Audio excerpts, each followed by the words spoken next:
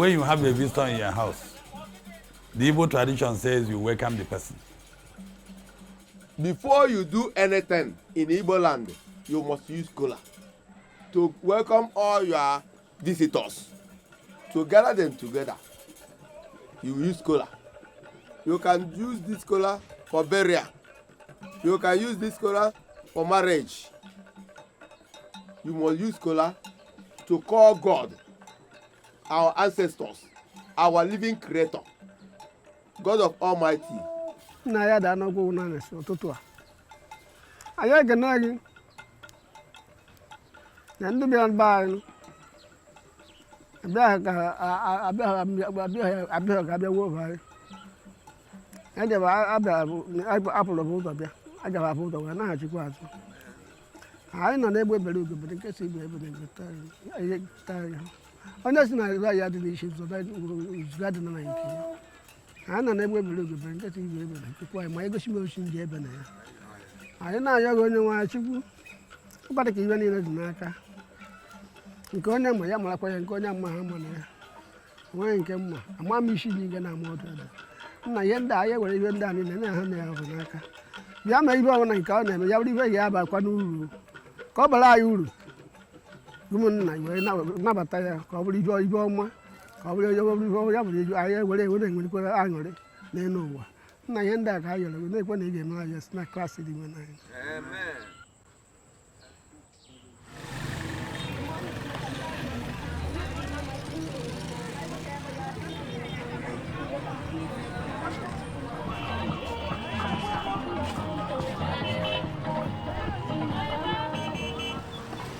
My name is Nze Eiseblutu Sarafel Ozekwe Udeze. I am a native of Neni, Anambra State, Nigeria. My ancestors came to this town, Neni, many generations ago. We are the Umudioka people, descendants of Akekwa. There are 10 villages in Neni. They were each settled in town. The fourth to settle is Okofia. The second is Etitnabo. The third, that is my own village, is Umudioka. The fourth is Eziaja. The fifth is Umwez. The sixth is Umukbani. The seventh is Ugudunu. The eighth is Umukabia. The ninth is Neni. Then the 10th is Umure. In 1911, over 110 years ago, the British government anthropologist Northcote Thomas visited Neni. His visit was part of a wider study of the Igbo people. During that time, the anthropologist took many pictures of our people, including a picture of my own grandfather, Eiseblu. I am named after him. It is the only photograph of my grandfather. Without it, I would not know him. Northcote took photographs of other prominent people. Chief Obidibo, the Ezan of Neni, another important chief named Mbwemena, a man named Umu Anankwe from Etitnabo. He was the Ezoye, the priest of the Oye shrine. Their families are still here, still living in Neni. Northcote Thomas also photographed a meeting of local chiefs discussing a land dispute. The meeting was held under a tree called Ungu in the market. The tree was still standing when I was a child. Of course, much has changed since those days, but the market is still there. Our shrines are still there. In that square, the square where that meeting was held, we built a new civic center. The people of Neni still gathered there to discuss important issues. That Northcote Thomas, we are very grateful to him. He was a representative of the colonial government, but his photograph helps us to know our past. They help us to tell the story of Umudioka and the story of our profession. We caught the Ichi.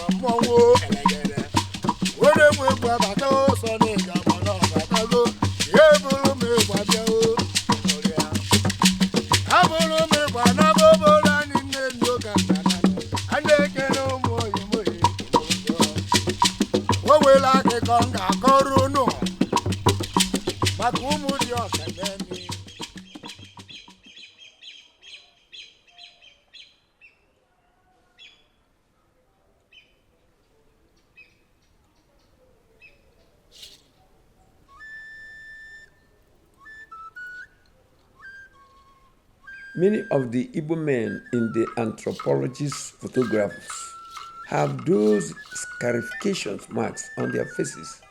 They are called Ichi. They have Ichi on their faces. When I was young, many people had Ichi mark on their faces. You see, it's a very significant thing. Ichi is a very noble art. It is being performed on a noble person. Such people had a special regard in their community and throughout Igbo land. He cannot lie. He must be trustworthy.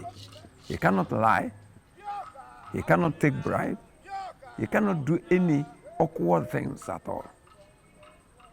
It was our people alone, the Umudioka people, who made these marks.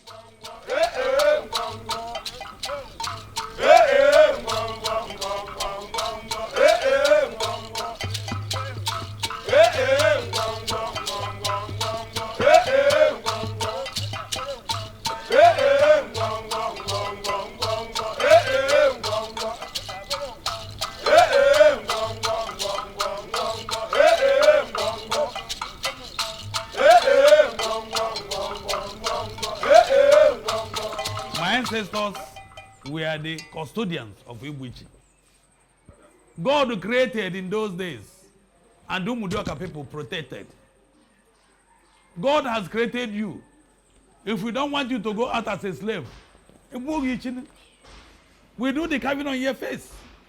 And no British slave master will buy you. Once he sees you, no. This one is not for sale.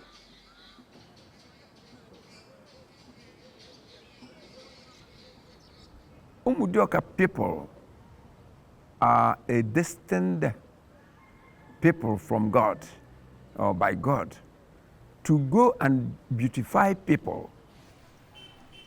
If you come to Igbo land, there people have different professions. Then people are ritualists. They go about and find people who committed the taboo and absorb them. You have Arab people who are fighters. They can be hired to fight the enemy. But in the case of Umudioka, they beautify the people. Our fathers and forefathers, were going throughout the Anambra Igbo states performing this art. Because the greatest thing a father will do to the son is to Ichi, that is tattooing him. That's the greatest thing. It's not cheap. Anybody you see that has that by that time must be from a very wealthy family. Because it's when you tattoo it that you can go, you can be a chief. You can't be a chief without being tattooed by then. What is Igbo-speaking? Igbo-speaking is art. If you are not artistic, you cannot do it. Igbo-speaking is pharmacology. You know what pharmacy is?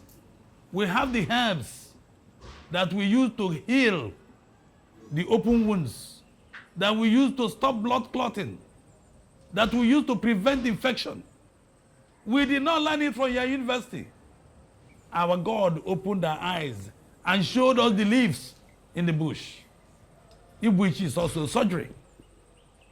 For you to perform the art, you have to know human biology. What we're removing then was the outer membrane. We never went down to the inner membrane. If you have cut a skin and go down to inner membrane, you are going to meet the nerves and veins. The person will bleed to death. But the surgery we knew, the surgery our gods taught us, the surgery our ancestors taught us, made us not to go beyond the outer membrane. And that's why no death. And you know what? Let me tell you another thing. Before we put knife on your face, we will consult our ancestors. We have to go to the shrine. We have to talk to God to cleanse the sins of his father. So before they do Igbo on you, entire household must be cleansed. You must be a clean man. You must be a clean child. Your ancestry must be clean. You can understand the Igbo has so many things to come with it. Understanding that God gives and we protect it. If not for us, half of Africans would have gone in Nigeria as slaves. Hey! Ọbọsị fili igwezi a na-ekpesi ala obi asịghị bịa ma nzu. Bịa ma nzu na-eke bịa ma anọghị bịa ma anakụ bịa na nkwọ. Chukwu okike abịa ma.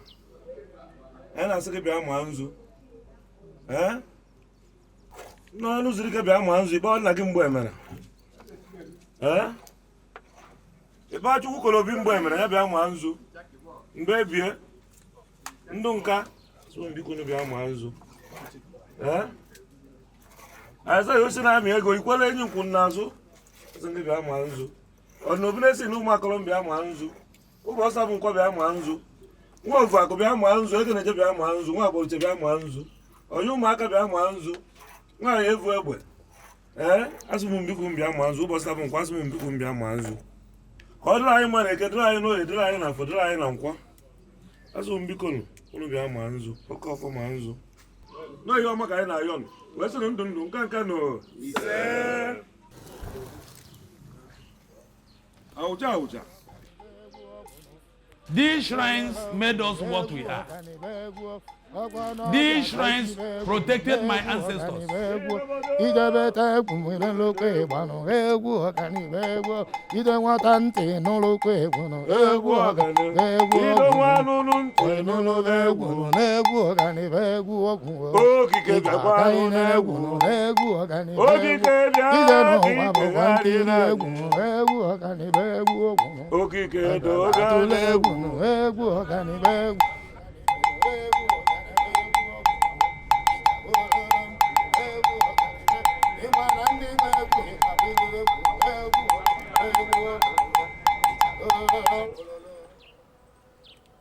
Chineke, Chukwu malunzu. Chukwu abịa malunzu. Ndị mbụ na ndị egede malunzu. Ichi ukwu na ichi nta malunzu. Ndị niile ihe ọma na-adị mma malunzu. Iya, mmanya ka anyị na-achọ ịtụ kịta. Ahịa na anọ ụbọchị na anọ ṅụọ mmanya. Umudioka people were travelers. We traveled throughout Igbo land, beautifying people. We cut each marks on men and what is called mbubu on women. We also fired people's teeth, that is called iweza. As we traveled, we also settled in different towns. Umudioka communities are spread far and wide.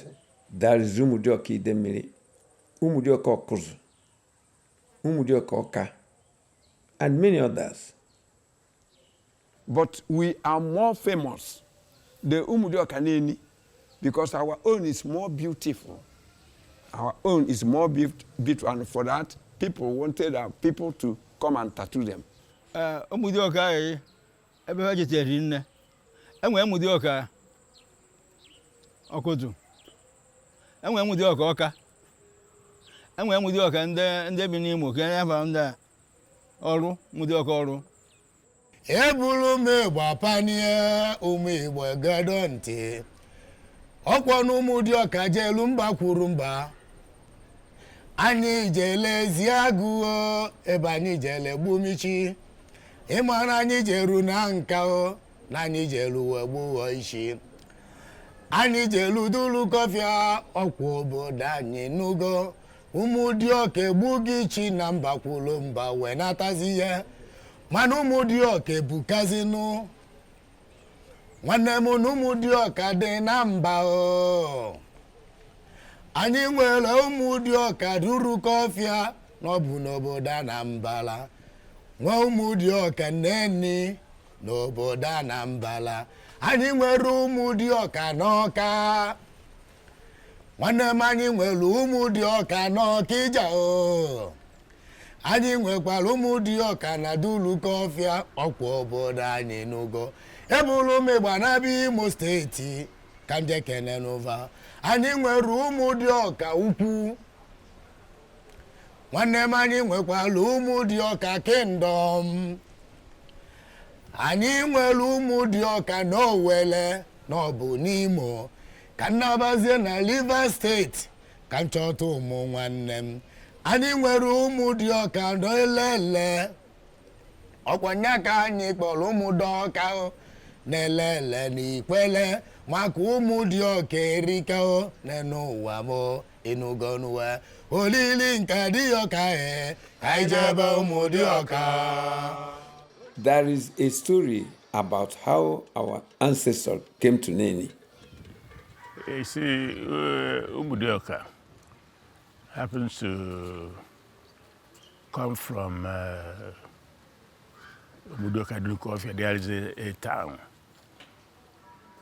called Umudioka in Dunukofia. That's from where we migrate to this place. Our forefathers, that's what we were told.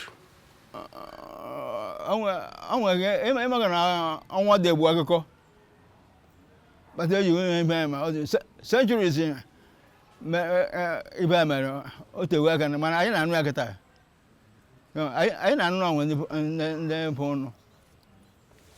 there were a time when people were struggling for land.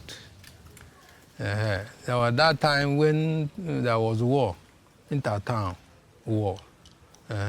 Either they are claiming some piece of land or there may be some dispute between two villages. So a powerful village can drive a very weak one out, and they will go to find where to settle. At that time too, there was what is called Osu system, caste system in Igbo land. So some people are not tolerated in their community. They were discriminated against, and so they have to go to find their own state where they will feel free. I don't know. Na Umudioka Neni. Ebe kita. No when you onya no nwe mere. Mana nwa anya mere. Aba chu nwoke weti. Aya ma chu nwunye, obotu nwunye we pụọ. Aba je na Neni. Then na tawa wenye fa agụ agbatafa ndị ọzọ. O nwere ofu nwoke anyị na-akpọ Nwakikpọ. Ịma Nwakikpọ si n'Umudioka dulu kọfịa wee bịa Neni.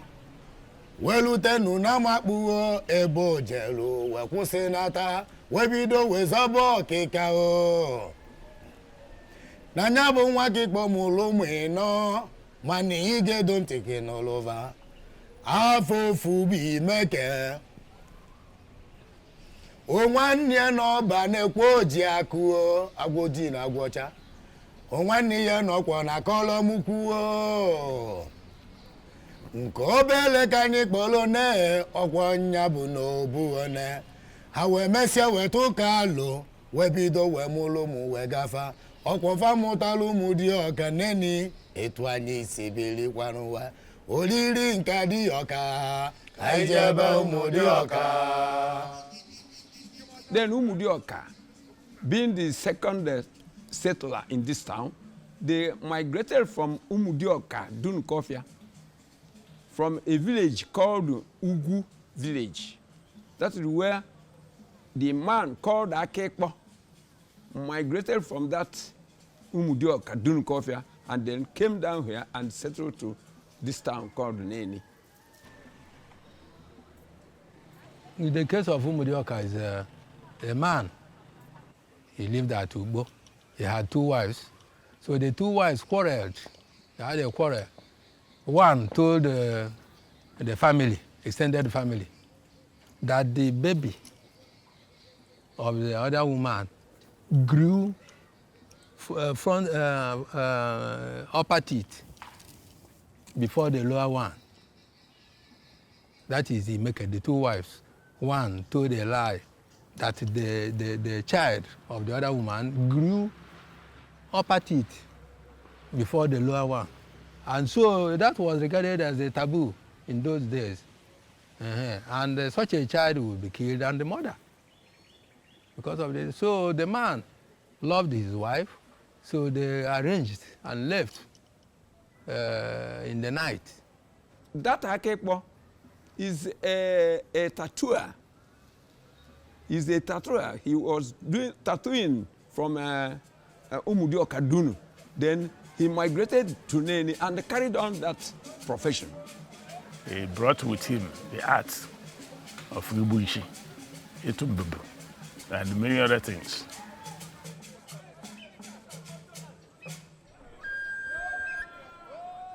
The Umudioka people were artists. Ichi and Bubu was their art. They beautified people, both men and women. They decorated the human body just as carvers decorated wooden dolls, and the women artists decorated the walls of shrines with what we call uli.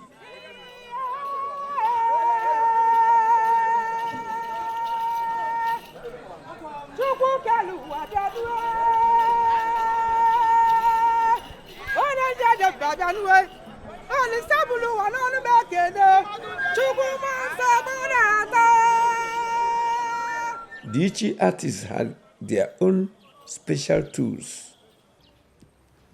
Nke a bụ mma anyị ji egbu ndị nze Ichi, ndị chiri ọzọ. Ọ mma nka dị ihe a, nya ka anyị ji egbu Ichi.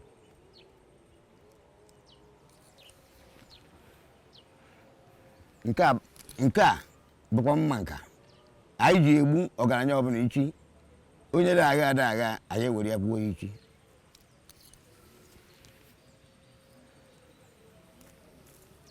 Nke a bụ mma anyị ji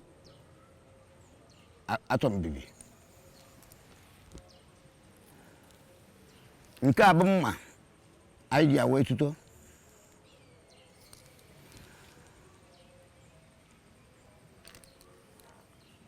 Nke a bụ ọkụkọ eze. Eze ka anyị ji apịa, anyị ji echọ nwaanyị mma. Onye anyị pịara eze ọmụ amụ ọnụọ dị.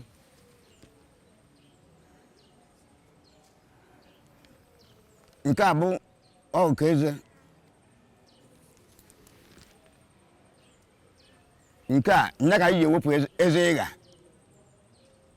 Mgbe gboo onye ezi ya fugharịrị efugharị, anyị were ya hopụ ya. Ọ nya bụ ọka mbụ. Nke a bụ okwute anyị ji apịa eze. Ọ nya nwe ka ọ na-abụ anyị tinye ya, anyị were ya wee mee mmadụ ọdụ mma. Today, the art of Ichi is inspiring a new generation of artists.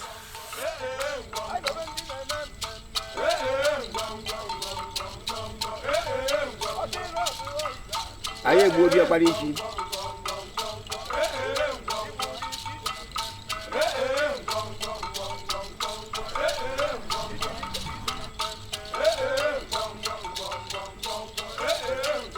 Ife si ya kịta bụ oso na-eso dị ọkpara. ebugo diọkpara Ichi o so na-eso diọkpara ka m na-egbu ehi ya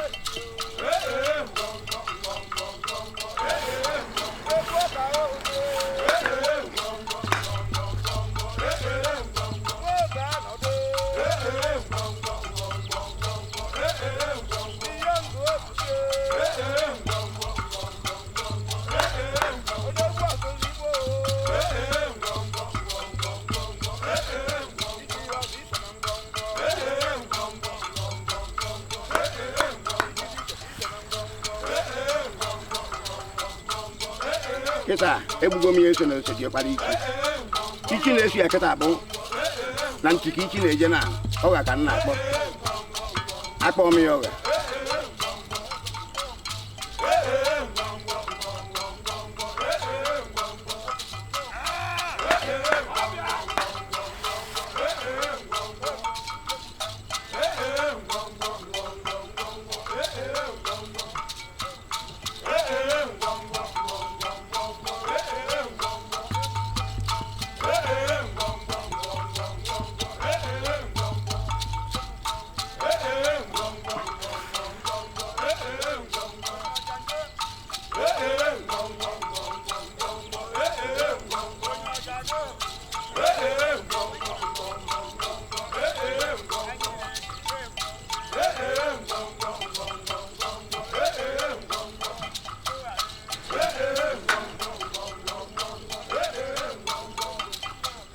Ichi nọ na ntị kịta na ntị ka nna egburi ntị ya ka a na-aba akpọwasị ọga ka a na-akụ ya ihe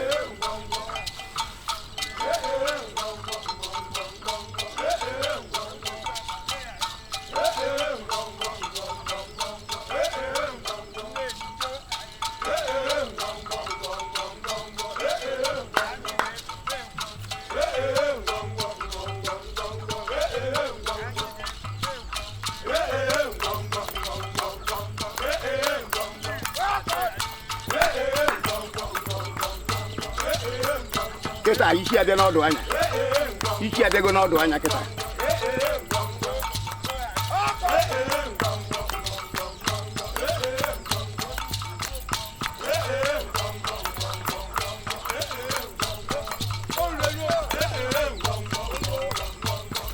egbucha m ya Ichi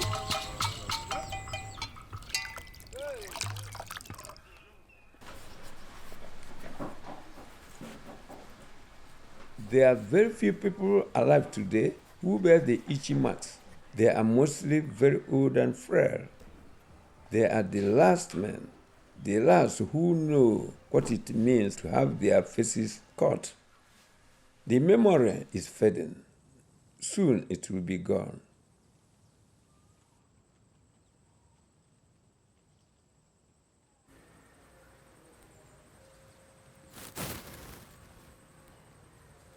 nke a eji aka ya ebe a emezi ya tụwa ọ ya bụ diọkpara Ichi egburu nke egbucha ewe bịa ebe a aka nne gbudata gachikọ osije diọkpara gabata ebe a gburu ya gachikọ ọ ya sije nke osije diọkpara ibyaze nkere mgbe ha gbaratazila ebe a anaghị agụ egwu na Ichi bịa n'ọdụ anya na Ichi na-ana Ichi na-agwụ a na-agụzile ya wee gbudatazie nke na gachikọ ọgwụ ije emegodo nke a so imesịa ya afụta Ichi okenye ichichazie okenye ịkwadota na ife sọziri gị na ọsọziri gị Ichi ọzọ sọ na ihe mere Ichi nchari eme fọs ele siri igbu Ichi bụ ọzọ ka nchiri egbuoro m Ichi were Ichi ọzọ ọ ihe Igbo na-eme mgbe egburu m Ichi anyị na-adị obere so kpekọta ọ bụrụ ihe dị ka 4 years ewe gbuo m Ichi because amụrụ na adị na nwatakịrị ewere gbuo mmiri so na ime na-adị na nwatakịrị ewere gbuo mmiri my mothers nna m my papa m ya nna m nwa nkwuwe n'ụzọ ngwori nke ma anwụ ibu na aṅụbebe enwebeghara were nwụọ ọ ga-egburu m echi ụfọdụ si na emeji nweta ihe ọbụla gbasara ya atụrụ na mma nọ na nnekwu obi n'iwu na m egbu iji onye ya egbu m iji ntị kama m egbu atụa mmiri wee na nwepụa igodi nnekwu osisi nwanne nna m a na-akpọ ọkanne wee pụta na-achọ m kpọọ nne ya ọkatarikpe ndị ọ na-enuzi ya ọtụ nkere ibe m na-agbara ọzọ ntị ya na-asị na mma egbu isi ọtụ m eziokwu ntị ya ọtụ mma na-egbu isi ntị ya kama mma egbu isi akwụwa m ụdọ ọtụ nna m agha akwụsị ụdọ na nna m gburu onye ọbụla ji egbu isi nna ya ji ebido n'oge ya gbaa afa ọgbada gbachara ọmalibe agbata n'afa ọchụba ọchụli ọchụchacha onyege n'ụmụ alụnsị gị kwegebe ichi na ya na-egbu nwa ya nwoke ka ọ nwere ihe ọbụla egbochi ya egbuchaa ya okiri ya na ya ji enyefe ibe dị etu ọga mmecha chụcha afa jee na mmụọ ji eme ma ya adịghịkwana ewere ngwere were gwọọ ọgwụ nye ngwere no ngwere ha tụkwasị ya na mkpụrụ obi ngwere nwụọ ngwere anwụ oje ha anwụ ngwere ha ji adị ya n'obu egbuwe ya ichi egbukecha ya ewere bido gụbara ha ife nsọ dị na nze ichi ọzọ ije ha dajaba obonoko ije ha egbu osisi na-amị nne ije ha ezu ori ije ha agba amasị ife ọbụla eji akwụba aka ha ọtọ ije ha ekwubi ije ha echukwa nwaanyị nwa ije ha eme ife ana na-asọ ọ ife azara na nze ije ha echukwa nwa mmadụ mma ije ha emebi ọbara imerụ nke emechaa eji asa ha ire asacha ha ire ma elochara ha ife eji edokọ n'ọkwọ na arọ inye ye anyị ike edona ya tufu ewerezie ha jebe n'obe ụlọ ụlọ ka ede nọrọ na ịbịa onye na-egbu ichi ji ekedo ọgọdọ nwa ya anwụna ha ya na-akwụ ichi nna ha gburu mmadụ na-abụ nwụsị ha ebe ahụ eji egbu anyị kedoba ife were kedo ife were yọba chukwu agwọba ọgwụ na-azọ ya na nwa ha anwụna ha na ha na-akwụ ichi maka ọdụ deliketi o siri ike igbu ichi ọ bụghị obere ife ka ọ wa ogbori chiri echi wa ogbori echighị echi were fụta ijekwa eme ịbịa ka jekwa eme gụ mebekwa gị jekwa emezi ọzọ ewere gbubuo arọ gbubuo ogirisi were gbube ha ichi egbue m ichi mbụ ụdị ebe nwa ọ nkụ ichi na-afụ ụfụ nkwado onye na-egbu m tụfuo asị kpọchi ụzọ akpọchi ụzọ ka naanị egbuzi gị ọ bụrụ onye gị na ya dị nia ị na-anụzi ka a na-egbu ya ka mkpọtụ na-adị ebe ya mana ama mgbe etu a si wee gbusi ya mgbe ya. And when it comes to the eye, to the eye, then we say Ichi abiago n'ọdụ anya. That is the finishing. The end of it is here. It's here. Na orugo n'ọdụ anya ọ na-agwụ agwụ ichiru n'ọdụ anya ichi na-agwụ agwụ na egbu akwa mma oje ha egbu ya na aga na-egbu na-akwacha mma iji egbu ya na ije ha egbu ya ma ị gba na-egbu ị na-egbu ịta ya fa na-asị m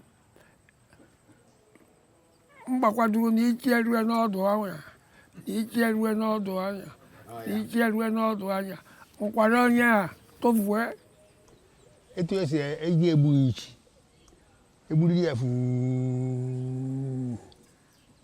ọbịa n'ebe a ya start ya gụba egwu egbubeghị Ichi gụba egwu dị n'Ichi a na-egbu na-agụ egwu ya Ichi ruru n'ọdụ anya Ichi na-agwụ agwụ nnene o nnenere a na-ekwe ya tiriri akara nke a na-akabụ bifo egbudatawa ndị na a na-agụzi egwu mgbe ịma na ọgwụ bago Ichi ruru n'ọdụ anya Ichi na-agwụ agwụ o nnenere ogbughị akwa mma oje ha egbu m o nnenere a na-agụ na-ekweghị ya onenene Ichi bịa lụọ anya na Ichi na-agwụ agwụ nnena onene ogbu ngwa ngwa ije ha egbu m ya onenene Ichi ruru n'ọdụ anya Ichi na-agwụ agwụ nnenere o nnenere egbu akwa mma oje ha egbu m nnenere ọ na-ada wuo odegwu na-abụ ije ha na-ama ekene gị ndozi o ekene gị ike na ana ike ha gụba m ha Chukwu kelu ụwa ekenekwa gị ndozi nnenene Umudioka ndị ọka Ichi odegwu nwoke na nwanyị anyị na-ekene unu ncha o melenu mere na onye nwere ya ayomelenu mere na Chukwu na-enene gị ka ị marụkwa o nnenene omeghe egwu nwa na-agụrụ m ama ma agụgbogoro ije ha ama. Then the singer, the Umudioka, will now ask either the daughter or the wife to give him fish. To give him in order to, when he's chewing it, the pain lessens. And I will tell him as a nata. I will egbu Ichi ne. Enwere ike atụ a ga-enye fish a ga-enye iri na-erie were anyị na-enye m Ichi ya na-egbu. And after that, then we get a leaf called anunu. Military egbuchara ya Ichi uchichichesa ya Ichi a ga-ewere nwere ihe a na-akpọ utubere maa ya n'ọkụ tichesi ya kuchie ya. Before it is covered, there's what we call unyi, got from the fire. Aka na hebulu de buchacha ewara ibunata ha sa ewere unyi kibehe ne ya chichacha ibunata ha. Then it will be grinded, mixed with water, and spread it. Then cover it with that leaf for 14 days. That man will not open his eye until 14 days. Then the Nwanso will be every morning coming to that place to dress it. He will remove that leaf and prepare the fresh one and put it.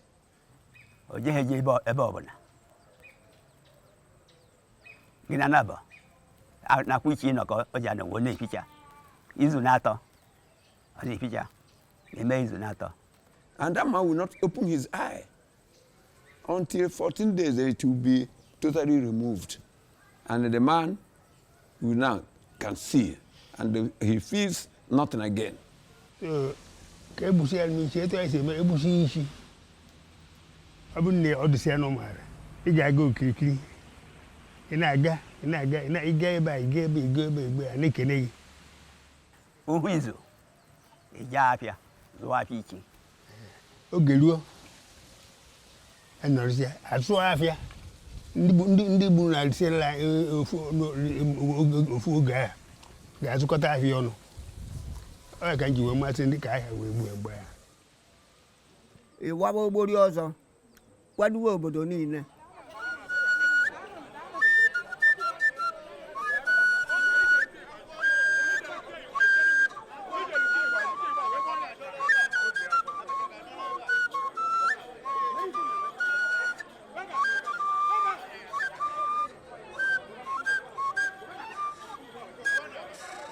Women had their own marks called mbubu or mbibi. They were also made by the Umudioka people. They were on the body rather than the face. I would not say it's a primary men's thing, because I've seen some women who had Ichi on their faces. Na hebubu nwa na ụmụ nwaanyị mana ụmụ nwaanyị ndị niile ahụ abụchakwa na ha ikele adọghị nkomere nwaanyị gburu Ichi hụrụ. Ụmụ nwaanyị ahụ egbu Ichi. Nwaanyị ahụ egbu Ichi ọsọ ụmụ nwoke na-egbu. But o nwere nke ụmụ nwaanyị na-eme n'afọ ka a na-aka ya. Ịdị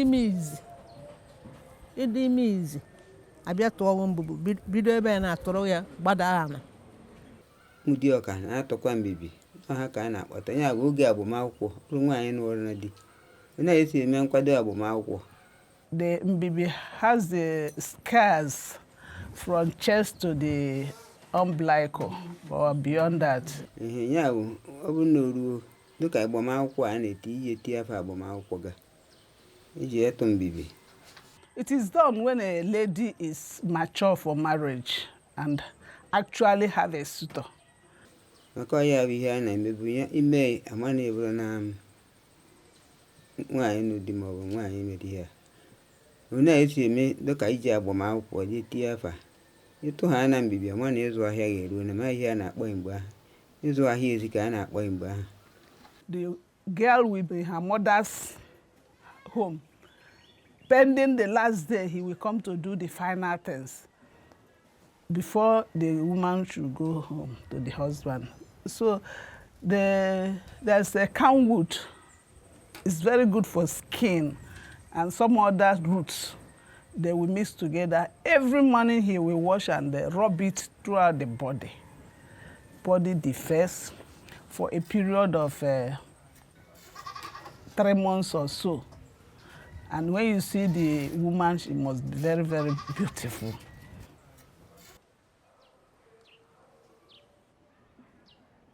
Obodo tabiazie n'utubu nwere ka a na-emezi nke na-agba nga. Anwụchata anụ ahụ na-esi iji ere egbu aba. Anyị nọrọ egbu aba ịnọrọ na ha mụ na-esighị ejide anwụchataga ya n'ahụ. Ya ka eji emegide o mere na-esi agbakwa mkpe na emekwa nke ahụ na-adọ ka anya chapleti na nka. Ete ihe oji ichifu akwa mgbe ahụ anaghị ama akwa obere akwa ka ya ama chiri ihe a na-eyikwasa n'okwu yikwasị ya atụcha ya yiri ya maka ịdị ime onwe ha efe iyi etu na ka ivu ya na-eje. And during that time she's in her mother's house, the husband will be bringing enough food. They will be cooking delicious food and the people will be coming in. Any person that comes in will have a dish. They will be eating and celebrating it until that day she will go to market. And she will be decorated, dressed very well. And she will be taken to the market. She will go from shed to shed, line to line, and people will be contributing things to her. I suppose it's gift to help her build up her own home. So after going around the market, at the end, they will lead her to her husband's place. And there will be songs that they will be singing around, and they will tell that this is Ehimo, Ehimo. They will be dancing every day. Ehimo, they will be introducing her that is a new bride. Erienamo, nwanne nwoke anụtara m onye malụ mma eriri meri. I am happy my brother have married a beautiful girl. Nke nkwado agbamakwụkwọ ndị mbụ oge ahụ ka ọ bụ ihu ka balance.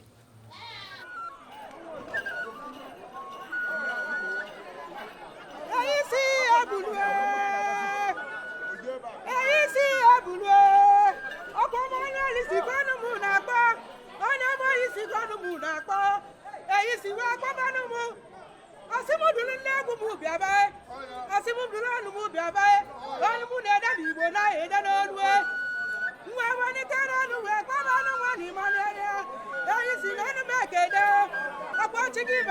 ọgaranya n'ụbọchị gbulugbogbo chike imere dị ọgaranya n'ụbọchị gbulugbogbo anyị si n'ọnụ m ekene ọ na-awa nchi eje oyi si daalụ.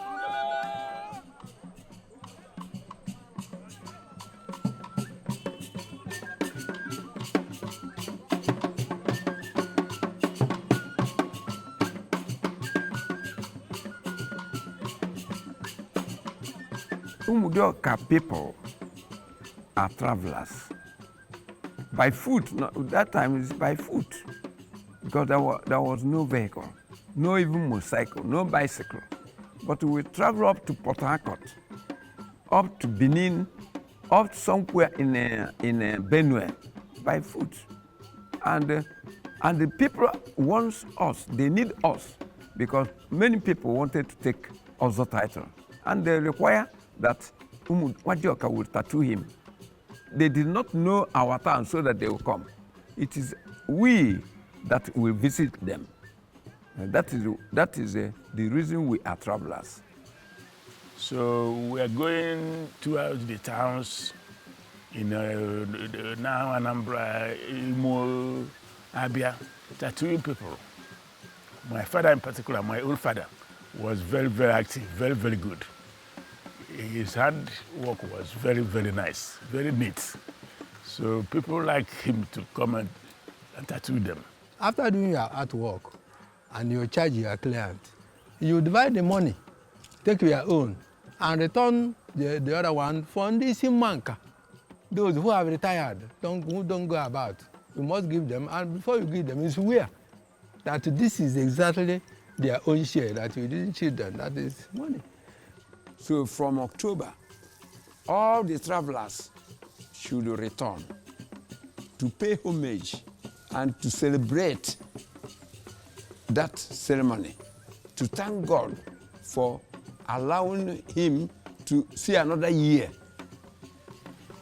We come to the center with your friends, we celebrate, we decorate, we glorify God. And then with music, different musics, we sing our Ichi song. The women will dance. Any new dance or new masquerade will appear on that day. That is the essence of returning together to count what we have done for the year. Nwanne m ịbata obodo Neni yo. Anyị nwere emume anyị na-akpọ nka dị ọka na Neni. Maka na anyị nwere isi manọ, anyị nwere ikele ọgbụgbụ izu, anyị nwere isi mma nka fa niile nọ dị n'obodo anyị. Mbọsị a na-eme nka dị ọka na Neni ya ịnọrọ ya. Ebe niile na-adaghala ghala, mmọnwụ dị iche iche nọ na-agba. Anyị na-ere abachi isi ọnọdụ n'ime obodo anyị. Maka Umudioka nwere ibe ịnụgo. Nwanne m ọkwụ Umudioka na weze. Ịma na Umudioka na-atụ mbugu. Umudioka na ijele mba, jemba wenata, maka na olili nka dị ọka erike n'ime obodo anyị yo. Olili nka dị ọka, ka ijebe Umudioka. Olili nka dị ọka ka ijebe Umudioka. Ịgbamuo, ayo, ayo. Every December 31st, we invite the federal government of Nigeria, we invite the state governors, the ministers of culture, and other distinguished guests. It is open to the public to come and watch our festival. And they come mostly to see how we tattoo people on the face. That is very, very important. Because they want to come and see the culture of Igbo people. It's only making the science, but not practically made. And we give certificate. That certificate represents the artificial Ichi to show that a person has been tattooed.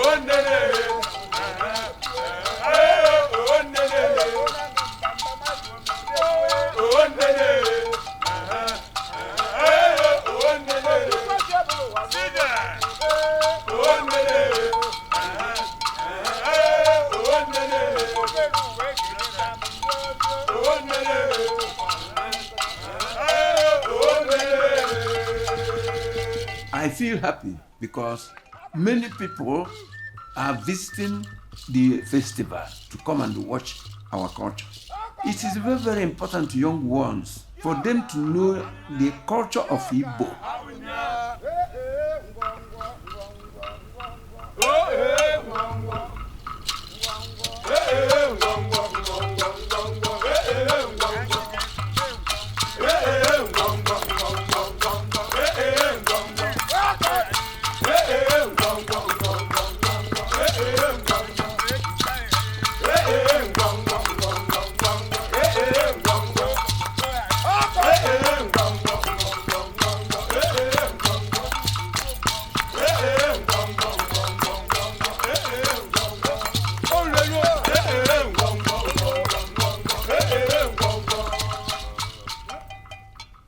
My role is so important to our people. As the head of this monk, I advise them on what to do for the uphold of our culture.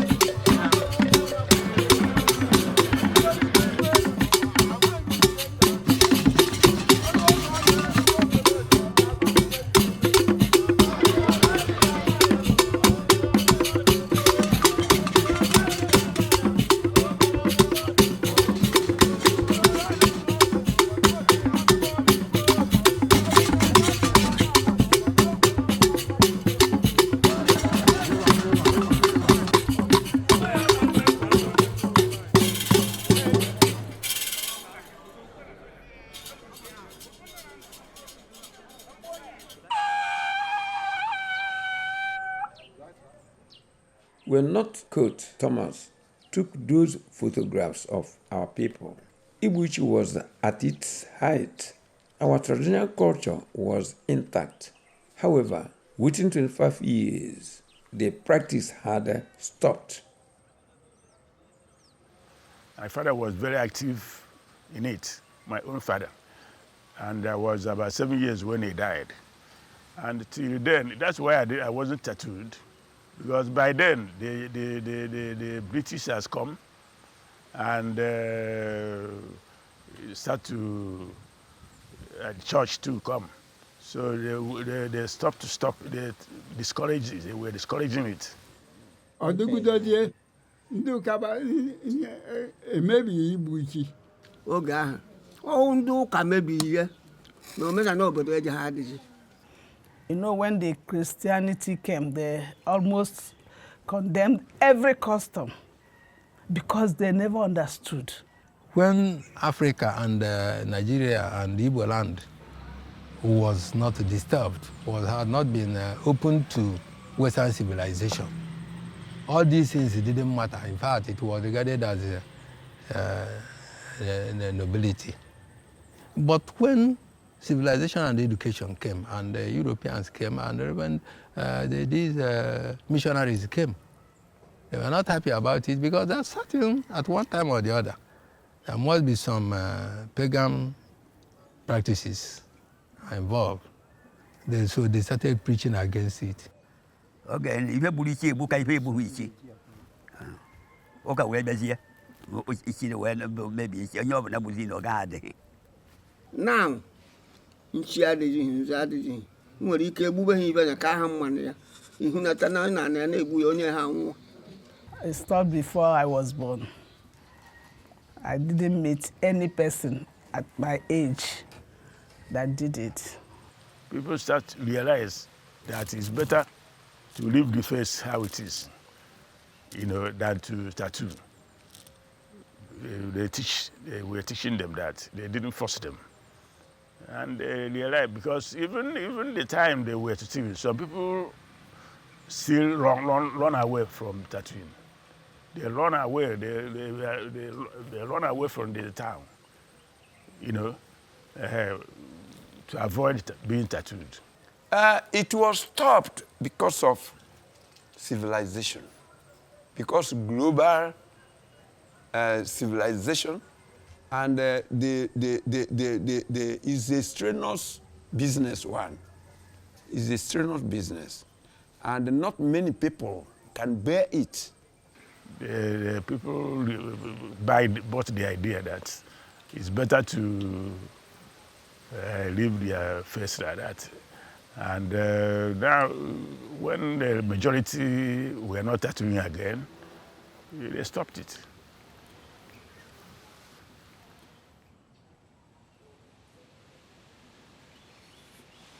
Nwezi onye gburu nyama Ichi n'ọkịta ka ncha ejebego mana mụnwa ka nọ ndụ adịghị nye n'ike aka m na-etu echi si wee chụ ya ka o si wee dị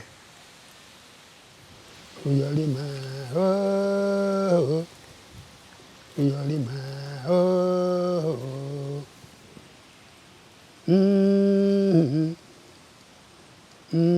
Aboka na-agụ egwu Aboka na-agụ egwu aye Uyolima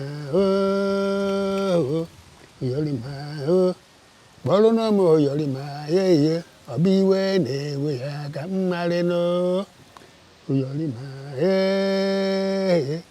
Uyolima Uyolima zane mụ biko biko zane mụ biko Uyolima Uyolima ọkwa ụmụnne ni chihebonu Uyolima Uyolima akata ewola ji odegbu ire ne mo sanya Uyolima Uyolima ezi meke no ba ko odegbu ewo dalu Uyolima Uyolima udo nenu benwe udo magundo Uyolima Uyolima okoko okoko Uyolima uyolima okoko chihebunane uyolima uyolima oh.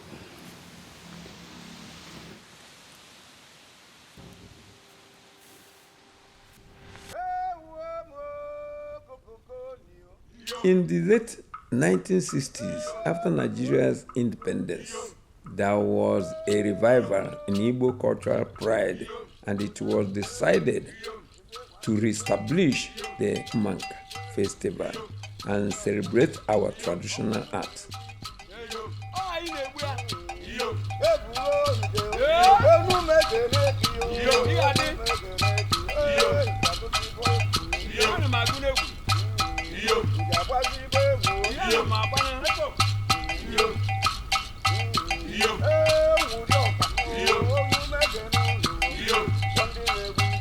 People still took the other title and wanted us to perform Ichi symbolically, if not physically. So around 1966-67, the village wanted to reorganize it and to reform it and to Christianize it, and they did. And it started to gain momentum again. That's why we started it. And we're still doing it every year. Unfortunately, the revival of the festival led to tensions with the Catholic Church. They thought it was idolatry. Christianity was not in place in those days. So they did it according to how they understood God and understood their culture. The church misunderstood us, thinking that, that time our fathers were doing it. They were all pagans, no Christianity, all of them were pagans. They were doing it in a paganism way. But when we are Christians now, when we wanted to do it, the church, especially the Catholic Church, misunderstood it, thinking that we will go back to do it like our fathers, So it caused a lot of problems. Then there was a division in those days, which brought the Orthodox Catholic Church, Neni Orthodox Church. Because of it, those who were against what the church was taking went to Orthodox. They termed it adultery ceremony. But Anglican and other churches welcomed it as a festival, as a show of people's culture. But the Roman Catholics said we must stop it. I took it up with the Catholic Church and assured them that they should come and watch what we are doing. That we are not doing it in the pagan. We are Christians. We just want to remember what our forefathers, wonderful acts our forefathers were doing. The idolatry has been taken away today. They just come there just in memorial. No one is now, the carving of face is no more done because it's very painful and no one can endure it today. But it is done just in remembrance. They do it symbolically. Maybe that day going together, somebody will lie down and they use knife just as a symbol, not to reenact those things they do in those days. Now you can watch anywhere you want. The ceremony in December, if that place is being filled up, both the Catholics, the Roman Catholic, and the Anglican, everybody, even the priests, are coming to that place. We go there, we pray for them before the beginning of the ceremony. We priests, we go there and pray for them. We stay with them. We can see nothing like idolatry anymore there. If there's idolatry, we cannot be there. Just a symbol, remembrance of what their forefathers did in those days. So that's the end of the the problem. But it was a very big crisis. Culture changes. Culture changes with time. So it has been transformed to be celebrated in a Christian way.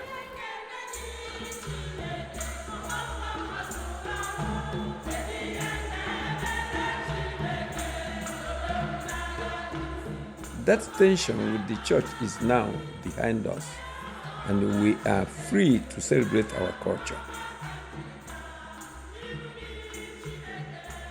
Ichi is again a source of great pride for the Umudioka community.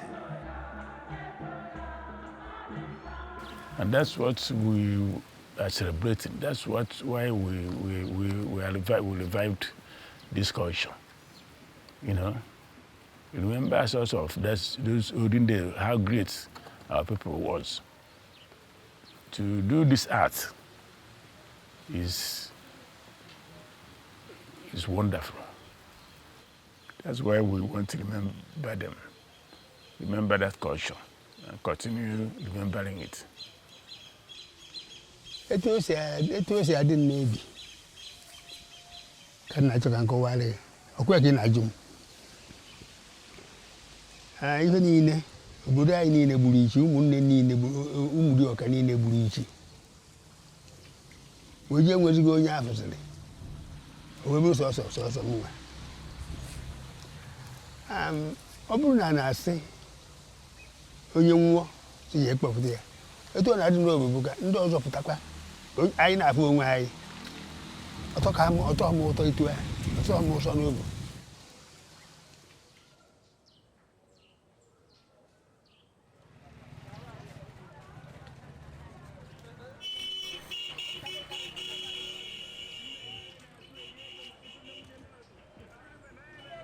One way or another, it was European colonialism that brought an end to our cultural practices.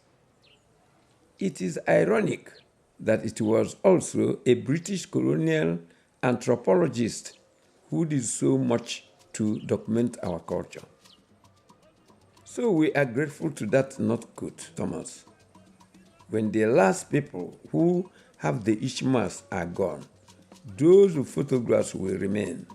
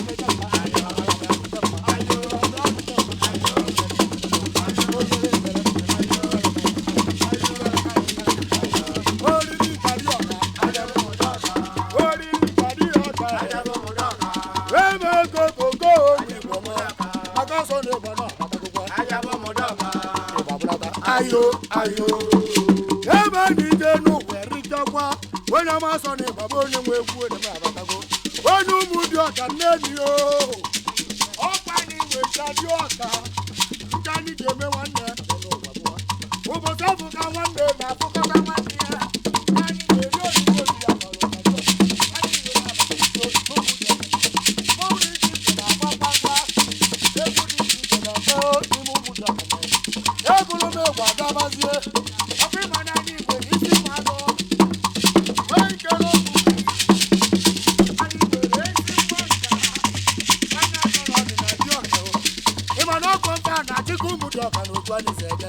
Umudioka no